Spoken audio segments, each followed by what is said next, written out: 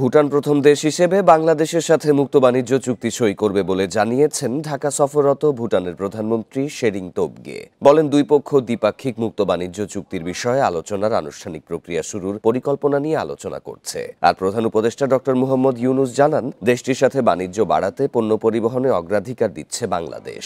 শনিবার প্রধান উপদেষ্টা অধ্যাপক মুহাম্মদ ইউনুস এবং ভুটানের প্রধানমন্ত্রী শেরিং তোবগে সই অনুষ্ঠান ও নথি বিনিময় প্রত্যক্ষ করেন।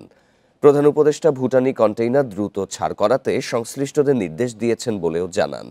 দুই সরকার প্রধান বাংলাদেশ ও ভুটানের শীর্ষ নেতাদের দ্বিপক্ষীয় বৈঠকের পর উভয় দেশ স্বাস্থ্য খাতে সহযোগিতা বৃদ্ধি ও ইন্টারনেট সংযোগ বিষয়ে দুটি সমঝোতা স্মারক সই করেছে। এর আগে প্রধান উপদেষ্টা ও ভুটানের প্রধানমন্ত্রীর মধ্যে একান্ত বৈঠক এবং তেজগাঁওতে প্রধান উপদেষ্টার কার্যালয়ে দুই দেশের মধ্যে দ্বিপক্ষীয় আলোচনা হয়।